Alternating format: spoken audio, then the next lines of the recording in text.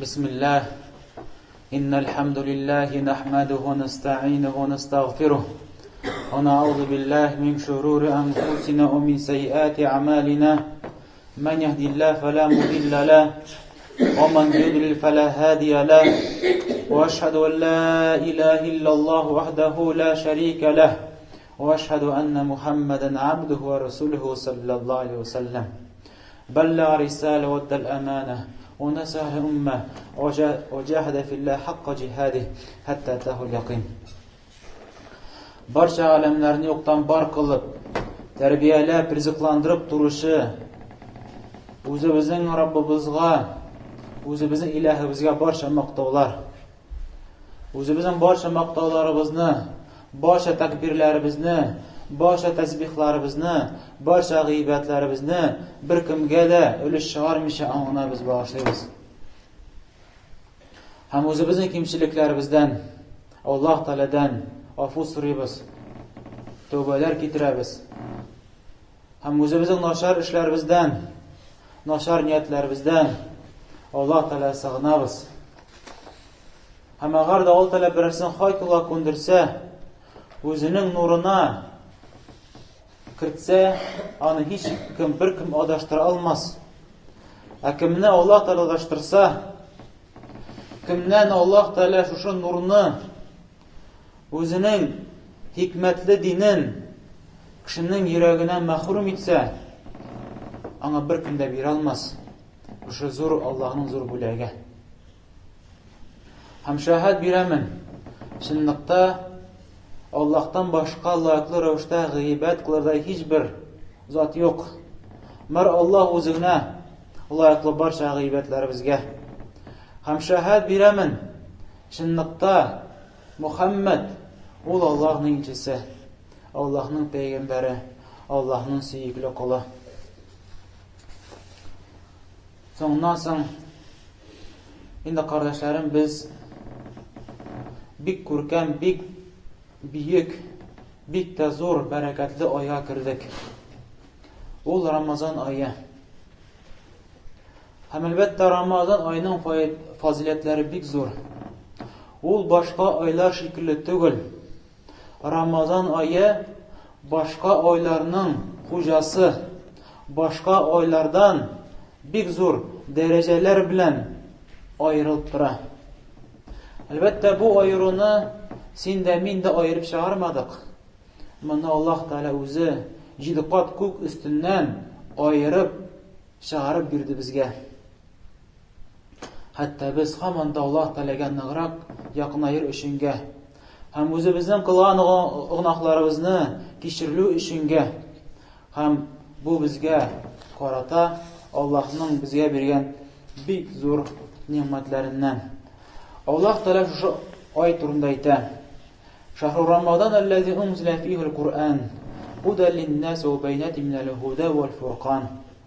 Ramazan ayı şunday ay, ul ayda kişiler için turu yıl bularak hem naşarlıktan yaxşılıkны anlata turgan, hem hak yolunu anlata turgan Kur'an indi. Men indi ay ol. Şu ayda kişiler üstüne haklık düştü. Turu yıl düştü. Garşa mangarşı onlar cahiliyette, karanlıkta idiler. Bilmediler hakikatini. Bilmediler Allah'a nişik dürüst edip ibadet kılırga. Küfürlükке, şirke, günahka şun bitkenler idi. Jir üstünde barşa halık karanlıkta kaldı. Şu anda bu cahiliyet, karanlık, nadanlık vakıtı. Hem şu karanlıktan soň Allah'ın rahmeti bilen Allah Teala soňgy ümmetke özünün en süýükli peygamberin jiberdi. O Muhammed sallallahu aleyhi ve sellem. Hem şu Muhammed peygamberge Allah Teala özünün sözlerin jitkirdi. Hem şu Ramazan ayında Allah Teala onu jir kuguna düşürüp koydu. Hem elbette Ramazan'ın faziletleri bik köp. Lakin bugünkü hutbede biz Uşu Рамазан ayına кергәч, үзебезгә нинди файдалар алабыз? Үзебезгә нинди дәресләр алырга тиешбез шушы айда? Чөнки Аллаһ Тәгалә нинди генә гыйбадәтне безгә хөкем кылмады. Белегез, анда бик күп хикмәтләр, бик күп файдалар бар безнең өчен. Аңлаган кеше аңлый, белгән кеше белә, белмәгән кеше надан булып кала, мәхрүм булып кала. Ләкин шуны белик, Аллаһ Тәгалә нинди генә безгә гыйбадәт бирмәде. Белегез, ул безгә бик тә файдалы. Безнең өчен, безнең файдабыз өчен Аллаһ Тәгалә шушы гыйбадәтләрне безгә бирде. Һәм Аллаһның хикмәтеннән Аллаһ Тәгалә безгә бер төрле генә гыйбадәт бирмәде, төрледән төрле. Хәтта без көчсез җаннар бер гыйбадәттән туйып китмәс өченгә. Аллаһның гыйбадәтләренә карасак, аларның арасында намаз уку да бар, садака бирү да бар, хаҗ кылу, гомрә кылу да бар, һәм ураза тоту да бар, һәм башка төрледән төрле гыйбадәтләр бар. Һәм бу барча гыйбадәтләр Аллаһка якынайта торган. Нинди күркәм дин, нинди матур дин бу Аллаһның дине. Шушындый гыйбадәтләр төрледән төрле булган, берсеннән берсе өстен булган гыйбадәтләр башка диндә бармысың? Әмма Аллаһның дине нинди гүзәл, нинди матур. Һәм шу дәресләрдән үзебезгә бик зур дәрес алабыз. Шу ураза белән без үзебезнең иманнарыбызны арттырабыз. Аллаһ Тәгалә әйтә: "Я юхаллазина аману, кутиба алейкумус-сияму кама кутиба алаллазина мин кабликум лааллакум таттакун." Эй иман китерүче бәндәләр, эй мусламаннар, Аллаһ Тәгалә безгә мөрәҗәгать итә. Һәр безгә дә аерым мөрәҗәгать итә. Эй мусламаннар, эй иман китерүче бәндәләр, сезгә фарыз булды ураза тоту. Ничек сезгә хәле булганнарга фарыз булган шикелле. Бу әйттән без күрәбез, ураза дигән гыйбадәт безнең уммәткә генә бирелмәгән, бәлкем безгә хәле булган уммәтләргә дә шушындый зур гыйбадәт бирелгән. Лааллакум таттакун. Һәм шу аят ахырында Аллаһ Тәгалә уразаның хикмәтен дә күрсәтә. Шушы бер хикмәтен күрсәтә. Кайсы ул иң зур хикмәтләрдән булып тора? Ул бәлкем сез Аллаһтан курка торган булырсыз. Бәлкем сез Аллаһтан куркып бүтән гынахлар эшләмәссез. Бәлкем сез тагы да хәйрлекләргә ашканырсыз. Бу аятны без аңлыйбыз. Әгәр дә кеше Рамазан аен төгәл итеп Аллаһ Тәгалә ана ничек тили, бузмыйча, макруh эшләр эшләмичә, уразага зыян тигезә торган эшләрдән ераклашып, уразаны төгәл итеп тотып бетерсә, аның иманы арта. Аллаһ Тәгалә үзе моны хәбәр бирә. Уразаны төгәл итеп тотсагыз, сез Аллаһтан күбрәк курка башлыйсыз. Менә кеше шу аятларны укып, һәм Пәйгамбәребезнең хадисләрен укып, һәм шу айга кереп, ул әлбәттә тырышлыкларын куя. Ул изге юлда барырга, хәерле юлда баруга бөтен көчен куя башлый. Һәм гынахлардан арына башлый, ераклаша башлый. Дөрес әйтә Пәйгамбәребез саллаллаһу алейһи ва саллям. Ничек Сахих Суннат җыентыкларында килә, Пәйгамбәребез саллаллаһу алейһи ва саллям әйтә, кашан Рамазан ае кергәч, җәннәт ишекләре ачыла, җәһәннәм ишекләре ябыла, һәм шайтаннар буага утыртыла. Җәннәт ишекләре ачыла, кешегә, мөмин мусламан кешегә, иманлы мусламан кешегә аңа җәннәткә кертә торган гамәлләрне эшләү бик җиңел була башлый. Ул аңа ашкына башлый. Башка айларда тырышмаган кебек бу айда катырак тырыша башлый. Һәм гынахлардан да, башка айларда тыелмаган гынахлардан бу айда тыела башлый. Шайтырып җәһәннәм ишекләре, Müslüman кешегә карата ябыла шаттырып. Һәм шайтанның көче әзәя башлый. Әзәя, тәэсире әзәя. Шуңа да Пәйгамбәр әйтә, алар бугага утыртыла. Мөмин мөселманга тәэсире әзәя. Шулай булгач, кардәшләрем, шайтанның тәэсире дә әзәйгәч, безнең алдыбызда җәннәт ишекләре ачылгач, җәһәннәм ишекләре жабылгач, бу безгә бик тә зур форсат булып тора. Аллаһ Тәгалә якынайырга. Аллаһ Тәгаләгә гыйбадәт кылырга өйрәнергә һәм гадәтләндерергә үзебезне. Пәйгамбәрбез саллаллаһу алейһи ва сәллям әйтә, Бухари Сөннәт җинтанда килә, кемдә кем ураза тотып та ялганнан һәм ялган белән гамәл кылудан туктамый икән, Аллаһның бер ниндәй хаҗәте юк. Ул кешенең ризыгын һәм эшемлеген калдыруда. Бу кеше уразага керәм дип иртән керә, ашаудан тыела, эшүдән тыела, ләкин алдашудан тыелмый. Һәм башка гыйбәтләрдән, башка гынахлардан тыелмый.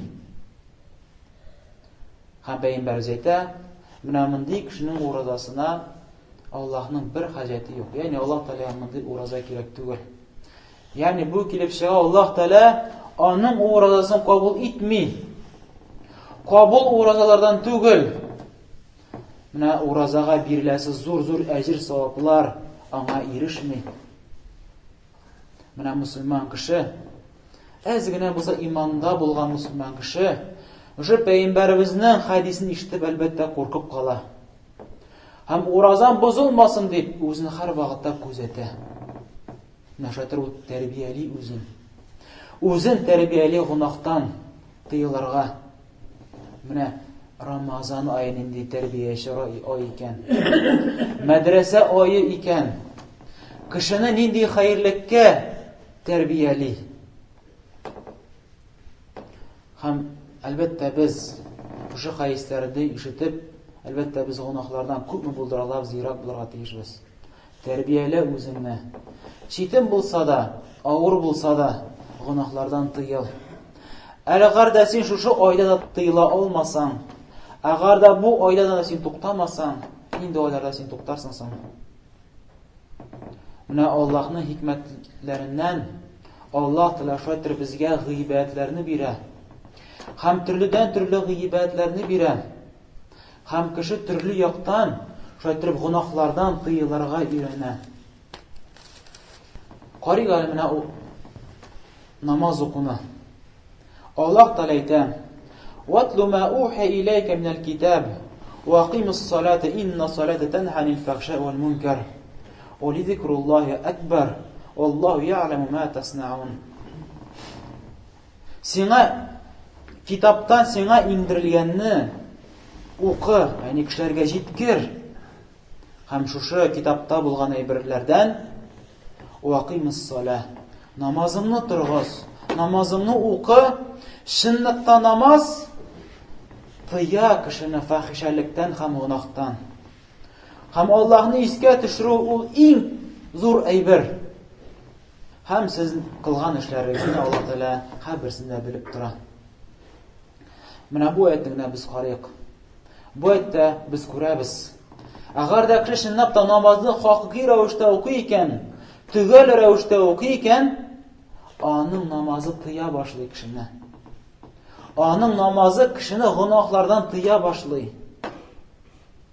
Кашан ул Аллаһ кашына баскач, Аллаһ кашына түбәнчекле килеш, башын аска игән килеш, тәкбирләр әйтеп, Аллаһ кашына басып намазга керә. Кирәкле сүрәләрне укый, дуаларны укый, һәм тәүбә кыла, истигъфар кыла. Раббым гафу ит мине. Әлбәттә, бу кагыла шуңа кем төгәл иттереп укый намазны. Кем намазны укыганда Аллаһтан куркып, Аллаһка өметләнеп, Төгәл, кирәкле рәвештә укыган кеше турында сүз бара. Аннары истигъфарлар кыла. Намазы тәмамлагач, Аллаһ Тәгаләгә караудан андый хис аннан китми. Һәм Аллаһ каршына басып, гафу үтенгәннән соң, кире гынахка барырга аның җөрьәте җитми. Карик менә садаканы. Аллаһ Тәгалә әйтә: "Я юхаллазина аману, ла тубтилу садақатикум билманни вал аза, каллази юнфиqu маlahu рия'ан нас, ولا يؤمن بالله واليوم الآخر فمثله كمثل صفوان عليه تراب فأصابه وابل فتركه صلدا لا يقدرون على شيء مما كسبوا والله لا يهدي القوم الكافرين." Ey iman getirişi bendeler, qarağız Allah Teala bizge müracaat. Ey Müslümanlar, sadaqalarınızı bergenden soň menne vel azə bilen yuqqa çıgarmağız. Menne vel azə kişini jafalaw. Ana har vaqtda iske düşürü. Ana nəsədir yükləw. Birər Müslüman kişi başqa kişiyə şöyle sadaqa berib, ondan soň onu jafala beri durğan bolsa, İstəməmisən sadaqa verdim. İstəməmisən buluşdum. Ana tegini birini alıp giləli, aydan bunu işləyəli, aydan bunu işləb qoyalı. Ondan soň sen onu intiktirib verib ata başsan. Sen onu burçlu itib qoyasan, həm özünü üstün itib qoyasan, həm onu məsqalla itib qoyasan, bələkə itib qoyasan. Mənə bu mənə vel əzə. Həm atlayta, ey Müslümanlar, əgər sadaqa versəgiz, o'zingizning sadaqalaringizni menamdi ishlar bilan yo'qqa chiqarmag'iz. Chunki menamdi ishlar musulmon ishi tugul. Shunga da Alloh taolo eskachira, bu shushularning ishlari qaysilari biralar kishilarga sadaqani riyo ettirib. Riyo ettirib beruvchilarning mana shunday ishni ishlaylar. Ammo kim kishi ixlosdan sadaqa bera, albatta ul ajrni u kishi umid etmay, Allohdan umid etadi. U kishidan rahmatdan umid etmay. Hem ona nindir yaxşılıq işler deyip de ümit etmey. Ümit de Allah da hayırlıkını ümit eder. Ama riya bilen biruşu kişiler, kişi kursun biruşu kişiler, Allah naşattirip kişini indiktire başladılar. Hem Allah dey, Allah Teala onların sıfatlı, kim riyalab biruşular, kimler onlar? Onlar Allah'a da iman getirmeyler. Hem kıyamet günde iman getirmeyler. Hem onların sadakaları, misalları, ol şuma taş şekilli. Şuma taş üstüne tuzan otura. Ondan soň yağmur kelip, şuma taş üstünde bulgan tuzanını yuvup düşürür. Misalın indi. Onların sadaqa bergen sadaqaları mana o taş üstünde tuzan şekilligine. Yağmur istimi, yağmur yağdı mı? Sadaqalar yuvulup düşer, birisiz qalalar, birini ecir savapsız qalalar. Hamşatır taş şuma kiliş qala, üstünde bir tuzan da qalmay. Ham kimdə kim şatırıb kişini intiktirəyken, mana onların sadaqaları birdə qalmay. Ham onlar bir нәрсә белән дә моны үзгәртә алмыйлар, үзләре эшләү сәбәпле. Ягъни эшләү сәбәпле кайчан Аллаһ Тәгаләнең биргән садақаларын әҗерләрен юкка чыгара икән, алар аны кире кайтарып ала алмыйлар. Ник? Чөнки алар үзләре аны юкка чыгардылар. Һәм Аллаһ Тәгалә кафир кавымнарны хак юлга турыла күндерми. Менә бу аятны укыганда садака бирүче кеше тыела башлый шушындый начар эшләрдән. Үзен кешедән үстен күрелек, тәкәбберлек, кешедән көлүлек һәм риялык сыйфатларыннан ираклаша башы, кутыла башы шушы садаканы түгел итеп биргән кеше. Карый хаҗны, хаҗ да шул гамәл. Шушы хаҗ сәбәпле Аллаһ Тәгалә күпме кешене тәрбияли. Хәтта мубах булган, рөхсәт ителгән гамәлләрдән дә тыела. Хәтта без беләбез, кемдә кем ихрам киенә икән, аңа чәчне алырга ярамый, тырнакны кисәргә ярамый. Аңа кешеләр киенә торган, кеше гәүдәсенә тегелгән киемнәр кияргә ярамый. Хәтта ул мубах булган эшләр булса да, хатыны белән ихрам хәлендә юкларга ярамый, хәтта шаирга ярамый. Нашаттырып кара, хаҗ кешене тәрбияли, кеше үзен тутуда. Кеше үзен кул астына тотуда гыйбатлар тәрбияли кешене. Һәм шул гыйбатларның берсе, кайсы шушы бер айда, ул Рамазан айы. Рамазандагы булган ураза. Менә шу ураза белән үзең тәрбияләсен. Агар шу Рамазан аенда үзең тәрбияләмәсәң, үзең үзгәртмәсәң, башка айларда үзгәртү әлбәттә тагы да читенрәк. Менә шулай итеп кеше өйрәнә, үзенең нәфсесен тотарга һәм нәфсесе белән идара итәргә өйрәнә. Әмма кемдә кем? Кешенең акылы нәфсесен идара итмәй икән, киресенчә нәфсесе аны идара итә икән, ләкин ничек ул? Ул яши ничек аның нәфсесе куша? Ничек ул үз-үзенә куша? Аллаһ Тәгалә турында әйтә: "Афарайта ман иттахаза илаһу һава". Син күрдеңме шундый кешеләрне? Алар үзләренең нәфселәрен, һаваларын пут итеп алдылар. Аны һавалар нәрсә әйтсә, нәрсәгә кытырынса, алар шуңа иярәләр. Вадаллаллаху ала илм. Аллаһ Тәгалә гыйлем белән аларны адаштырды. Ва хатама ала сам'ihi ва qalbihi ва жа'ала басариhi гышава. Шәттеп Аллаһ Тәгалә аларның кулакларын, аларның йөрәкләрен һәм аларның күзләрен каплады.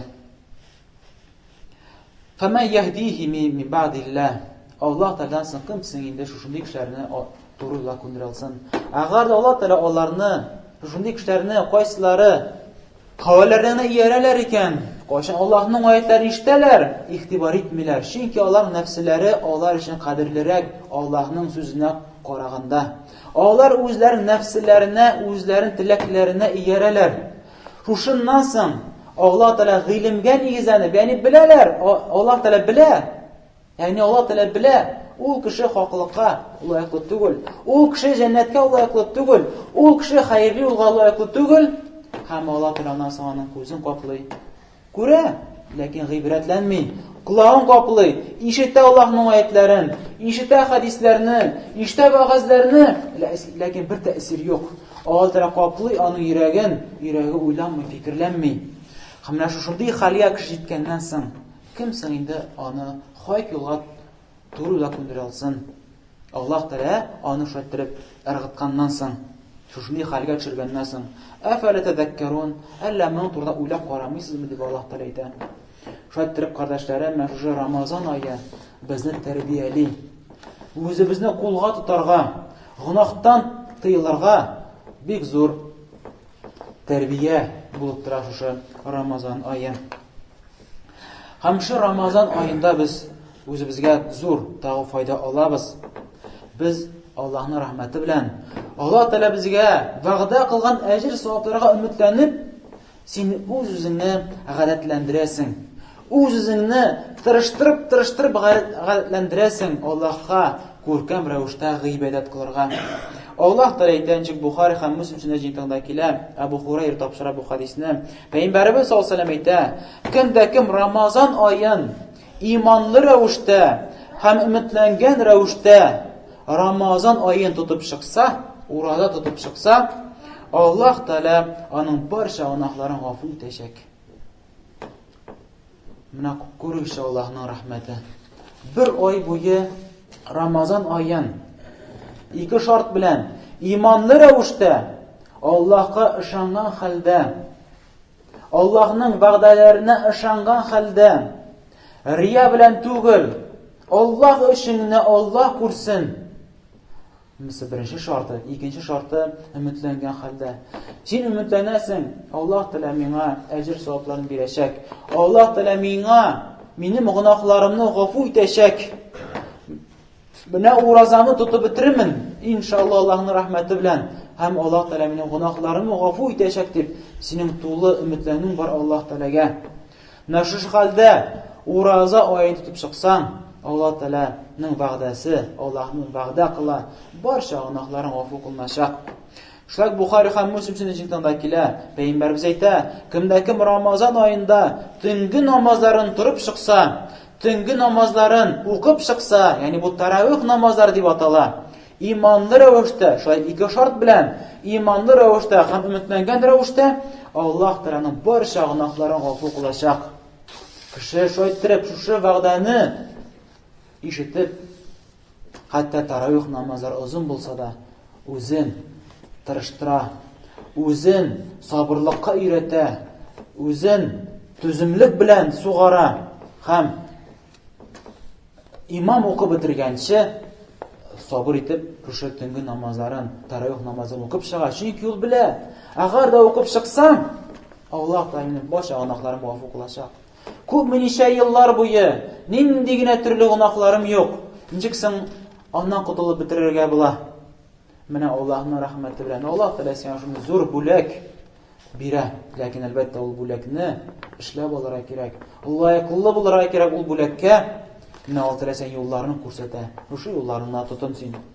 Шәйх Бухари һәм Муслим сүннәтендә килә Абу Хурайрадан Пәйгамбәрбез саллаллаһу алейһи ва сәллям әйтә: "Кемдә кем Кадр кичәсендә иманлы рәвештә һәм өметләнгән рәвештә турып чыкса, Кадр кичәсен нәләгеп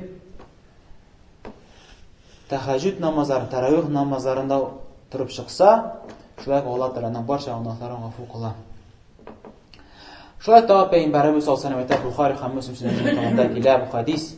Пәйгамбәрбез саллаллаһу алейһи ва сәллям әйтә: "Һәрбер адәм баласы нинди генә гамәл кылмасын, аны гамәленә 10ннан алып 700гә хәтле күпкә арттырылачак." Ягъни әгәр дә бер кеше бер гамәл кыла икән, мәсәлән, хәтта субханалла дип әйтә, әлхәмдүлилләh дип әйтә, яки юлда аунап ятучы шүпне алып ата, яки 2 рәгать намаз укыймы, яки ул кардәшенә булышамы, яки ата-аналарына изгелек кыламы, нинди генә изгелек кылмасын, Аллаһ Тәгалә вәгъдә кыла, менә шу изгелегенә 10ннан алып 700 хәтле аны изгелеген арттырырга. Шу 10ннан алып 700 хәтле тапкырлый Аллаһ Тәгалә синең әҗр савабыңны. Шушы изгелегеңне күрәсең, нинди зур әҗр савап. Нинди зур әҗр савап. Моны күз алдына китерү авыр. Ләкин Аллаһның рәхмәте безгә карата, карагыз.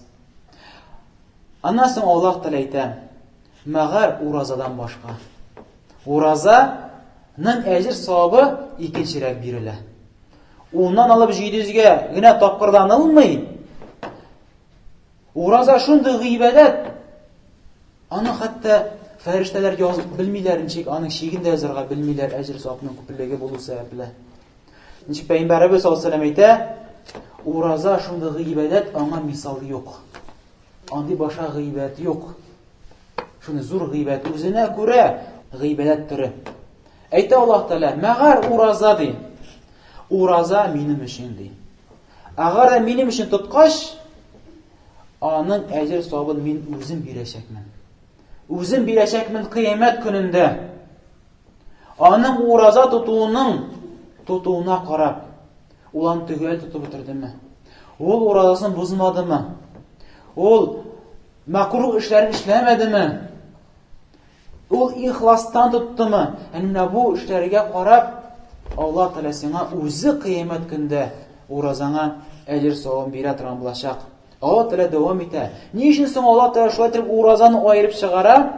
Әйтә Аллаһ Тәгалә: "Чөнки минем бәндәм минем өчен, минем ризалыгым өчен, хәтта халал булган ризыгын да, халал булган ичемлеген дә, халал булган хатынын да, шәһвәтен минем өчен калдыра. Минем ризалыгым өчен калдыра. Мин әйткәнгә дип калдыра.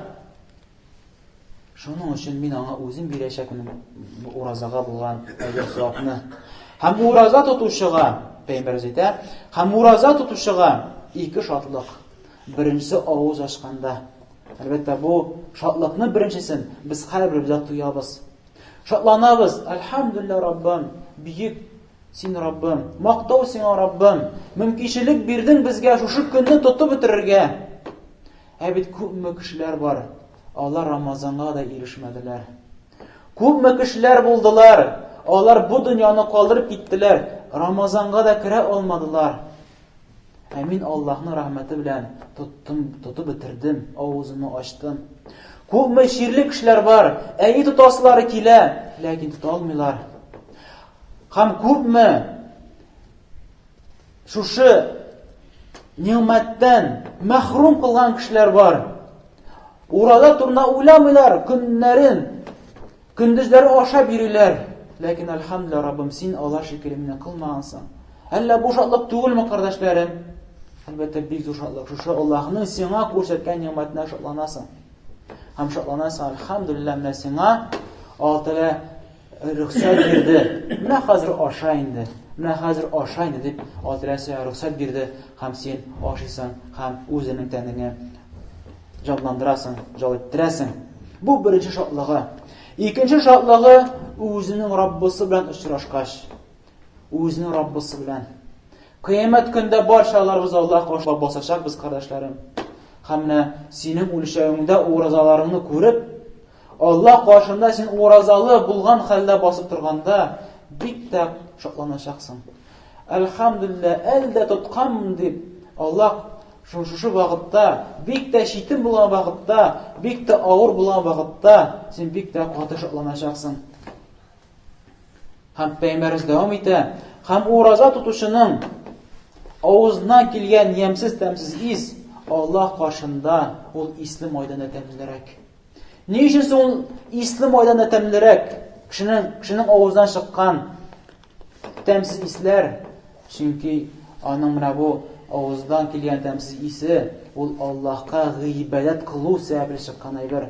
Һәм агар да гыйбадәт кылу сәбәпле нәрсәдер, хәтта кешеләр арасында ямсыз, тәмсез булып күренсә дә, ләкин Аллаһ каршында ул бик тә күркәм.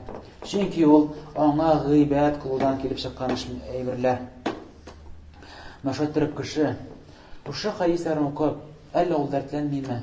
Әлбәттә дәртләнә, һәм изгелеккә ашкына башлый. Аны иманы күтәрелә, һәм шушы изгелекләрне, шушы уразаларны, һәм тәһәҗҗүд намазларын, тәравих намазларын юк укып бетерәм дип, үзенә шундый сүз куя һәм өйрәнә башлый гыйбадәт кылырга. Рамазан айлы төнге намазлар укып торган булса, ул өйрәнеп китә төнге намазларын укырга, тәравих намазларын укып. Һәм аннан соң Рамазан бетсә дә ул дәвам итә. Һәм шу Рамазан айында ул күп излекләр кыларга тырыша, садакаларын да бирә, сөннәт намазларын да арттыра, җәмәгать намазларына мәчеткә килә, өйрәнә. Башка айларда кылмаган излекләрне кыла, һәм үзен өйрәтә шушы әҗер савапка, шушы айда. Аннан соң уразаның файдаларыннан ураза тотучының йөрәге йомшара. Чөнки ул ачлыкны үзе татып карый. Чөнки ул авырлыкны үзе татып карый. Һәм мискиннәргә карата, фақирләргә карата,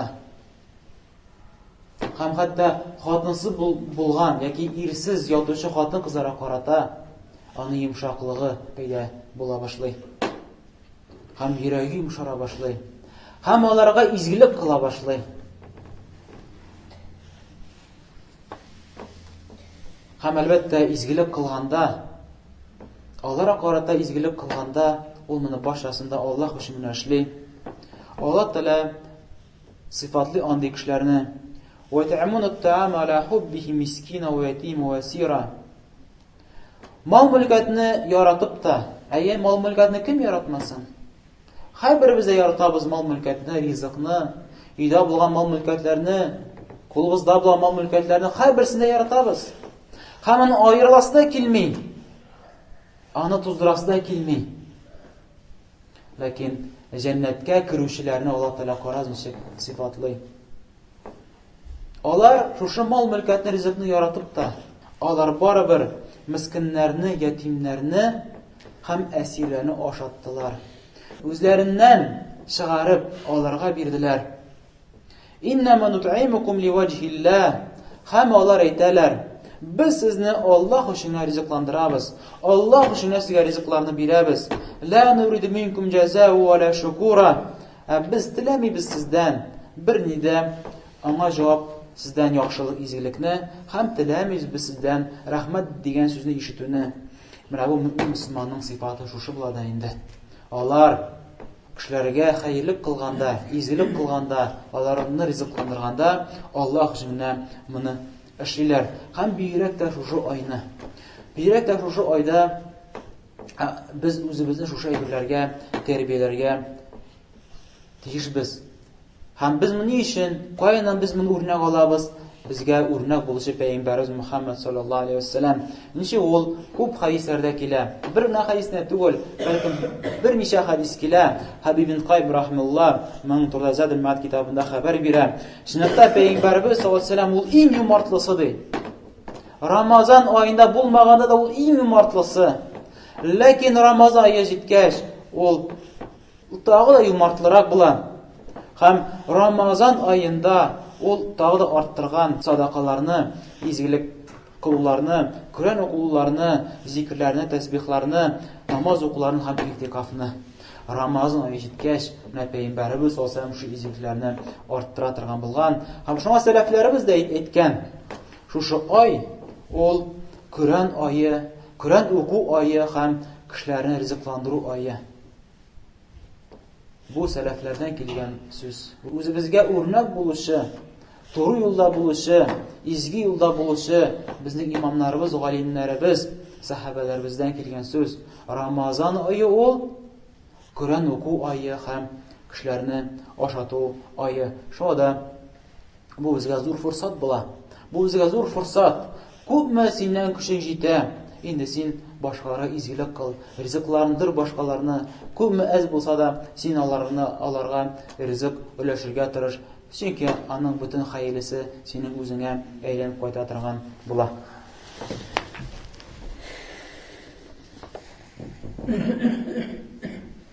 Элхамдулиллаһи раббил аламин. Ва ал-акибату лил-муттақин. Ва ла удвана илля алал-залимин. Ва саллаллаһу аля набийина Мухаммад ва аля алиһи ва асхабихи аҗмаин. Һәм Рамазан аеның дәресләреннән булып тора, кеше үзендә ихласлыкны тәрбияли. Ихласлык нәрсә ул? Ул барча эшләреңне Аллаһ өчен эшләү. Бер кемгә дә өлеш чыгармыйсың. Сиңа башка кешенең фикере гел кирәк түгел. Сиңа Аллаһның фикере генә кирәк. Һәм син үзеңә шушы әйберне тәрбиялисең. Чөнки ураза тоту ничек ул? Башка гыйбатлардан ураза нәрсә белән аерыла? Кешедә ихласлык бар. Әйе кеше, мәсәлән, җәмәгать намазына килгәндә аны кешеләр күрәләр. Кеше хаҗга бара, аны кешеләр күрәләр. Кеше садака бирә, һич уна бер кеше күрә. Һәм башка гыйбатлар кылганда аны күрәләр. Ләкин уразаны бер кем күрми. Бер кем күрми синең ураза тотканыңны. Әйе, хәтта син тышкы кыяфәттә сиңа уразачы дисәләр дә, ләкин син бит өйгә кергәндә тиз генә җә су эчеп аласың, җә башка ризык каба аласың. Ләкин юк, син уразалы хәлдә син беләсең, Аллаһ мине күзәтә, Аллаһ мине күрә. Һәм мин Аллаһ өчен тотамын. Һәм шәттер син уразаңны бозмыйсың, хәтта бер кем күрмәсә дә. Шәттер ураза ул шундый гыйбадәт. Шуңа да Аллаһ Тәгалә әйтә бит, ди хадисне искә әле, ни өчен бирә хисапсыз әҗер савапны ураза өченгә? Чөнки ул үзенең ризыгын, үзенең суын һәм шәһвәтен минут өченгә генә калдырды. Һәм шулай ук дәресләрдән, Рамазан аенда булган дәресләрдән кеше сабырлыкка өйрәнә. Чөнки Рамазан ае ул сабырлык ае. Аны Пәйгамбәрбез саллаллаһу алейһи ва саллям үзе шулай дип атаган. Ничек ул килә? Ан-Насаи сүннәт җыентыгында Пәйгамбәрбез саллаллаһу алейһи ва саллям әйтә: "Сум шахра сабр." Рамазан аенда ураза тот. Һәм һәр айны 3 көн ураза тот. Һәм бу хадис дәвам итә. Яни бу хадистә без күрәбез. Пәйгамбәрбез саллаллаһу алейһи ва саллям Рамазан аен ничек дип атады? Сабырлык ае. Чөнки шушы Рамазан аенда барча сабырлыкның төрләре җыелган. Чөнки без моныңча күпме карап киттек. Нәрсә ул сабырлык? Сабырлык ул үзең нәфсеңне кысып тоту. Төрмәгә тыгып куйган шикелле сән тыгып куясың. Сәне иреккә чыгармыйсың. Һәм нәрсәдән сабыр буласың? Әгәр дә Аллаһ Тәгалә сиңа берәр нәрсәне тыйган булса, тыелган эштән сабыр буласың, тыеласың, түзәсең, гынахны эшләмисең. Икенче сабырлык, Аллаһ кушканнарын үтисең. Чөнки Аллаһның кушкан үтәгәндә сабырлык кирәк. Сабырлыксыз Аллаһ кушканнарын эшли алмыйсың. Һәм сабырлыксыз гынахтан да тыела алмыйсың. Һәм өченчесе, сабырлык ул сиңа килгән бәла казалардан сабыр итәсең. Сиңа авырлык килә икән, нинди генә хәл булмасын, син Аллаһ Тәгалә тәфтиш тигезмисең. Син сабыр буласың. Башка кешеләрне тиккә кыйшытмыйсың, сабыр буласың. Менә бу сабырлык. Эш урында сабырлык. Уразага килгәндә эшеше дә җыела. Сиңа Рамазан аенда гынах кылу ярамый. Чөнки син уразаң, әҗерсез каласың. Сиңа Аллаһ Тәгалә әмер кылгач ураза тот дип, шушы гамәлне үтәргә сиңа сабырлык кирәк. Һәм ураза тотканда синең мөмкиндер башың да авыртып алыр, һәм синең ашыысы да килә, һәм синең хәлең дә бетә. Бу инде тәкъдиргә язылган авырлык. Һәм син моңа да сабыр итәсең. Менә шушы өч төрле сабырлык шушы Рамазан тулысы белән, шушы бер Рамазан эчендә җыелган. Һәм шуңа да Пәйгамбәрбез саллаллаһу алейһи ва сәллям аны сабыр ае дип атаган. Һәм шуңа да Аллаһ Тәгалә сабырларга, кем сабыр итә, аңа хисапсыз әҗер-савапны бирә. Шуңа да теге хәдисне һаман искә төшергәле Аллаһ Тәгалә әйтә, ләкин Адәм баласына аның һәр изгелегенә уннан алып 700 хәтле арттырыла, ләкин ураза аның кебек түгел. Уразага мин үзем бирәм. Аны хисабын Аллаһ Тәгалә үзенә бирә. Чөнки ул ураза, ул сабырлык. Аллаһ Тәгалә сабырлар турында әйтә: "Иннама юваффас сабируна аҗрахум бигайри хисаб." Чынлыкта сабырларга аларга әҗер савап хисапсыз бирелә. Хисабы юк. Аның хисабы юк, аның шиги юк. Ва башшири сабирин. Аллаһ Тәгалә әйтә: сабырларны шатландыр. Яни кем сабыр була икән, аларны шатландыр. Һәм шулай тагы шушы дәресләрдән Рамазан аенда без үзебезгә алабыз дәрес. Рамазан ае безне өйрәтә берләшергә. Мөмин мусламаннарга берләшергә өйрәтә. Бәлкем Рамазан аена түгел, башка гыйбадатларда, Аллаһның башка гыйбадатларда шушы әйбергә нигезләнгән мусламаннарны бердән тотарга, алар бер-берсен яратсыннар, алар бердән булсыннар. Карагыз әле хаҗны, бөтен җир шарында булган, төрле төстәге булган мусламаннар бер җиргә җыелышалар, бер-берсе белән очрашалар, бер-берсе белән аралашалар, бер-берсен яратышалар, бер-берсе белән шайтырып мөгамәлә алып баралар. Карагыз, намазны алыйк, бер сафка бөтенебез дә басабыз. Нинди генә без дәрәҗәдә булмыйк, олы яшьтәме, кеше яшьтәме, син инде зур дәрәҗәдәме, яки син гади генә бер кешеме, яки олы дәрәҗәдә бер кешеме, аерма юк. Барчаларыбыз да шушы Аллаһка булган намазы безне бер сафка бастыра, безне берләштерә. Кара садаканы, син закат биргәндә, садака биргәндә, шайтырып байлар белән фәкыйрьләр бер-берсен яратышалар. Һәм уразаны карыйк. Бер вакытта керәбез, бер вакытта чыгабыз, бер вакытта бөтенебездә, бер вакытта иртәнге намаз кергәнче аша бетереп, аннан кояш чыкканда бөтенебез бергә авызны ачабыз, һәм бөтенебез бергә бер көнне бәйрәм итәбез, Рамазан ае беткәч. Менә шушы гыйбадатлар безне бер-берсенә якынайта, бер-берсенә берләштерә, һәм бер-берсенә яратыштырта. Һәм әлбәттә башка бик зур дәресләр бар шушы Рамазан аенда, ләкин иң мөһимнәре шушы һәм булганнары белән инде Аллаһ Тәгалә безгә гамәл кылырга насыйп әйләсен. Инде Аллаһ Тәгаләдән сорыйбыз: "И Раббым Аллаһым, шушы Рамазан аен хәерле рәвештә, үзең риза булган рәвештә, лайыклы рәвештә шушы Рамазан үткәрергә, Раббым Аллаһым безгә ярдәм бир. Шушы Рамазан аен ахырга хәтле тутырып бетергә, Раббым, я Раббым Аллаһым безгә ярдәм бир. Безнең йөрәкләргә тақвалык бир, безнең йөрәкләребезгә сабырлык бир, һәм шушы айда күп әҗер савапларга ирешергә, Раббым Аллаһым безгә юлларны ач. Безнең кимчелекләребезне, гөнаһларыбызны Раббым Аллаһым гафу кыл, һәм безнең дугаларыбызга мохтаҗ булучы Мәйетләребезнең кимчелекләрен гафу кыл. Я Раббаллахым, һәм җәннәттә безне бергә очраштырырга Раббаллахым насыйп эйлә. Раббана атина фид дунья хасана ва фил ахирати хасана ва қина азабан нар. Гуфраника Раббана ва илейкал масир. Ва қимус салат.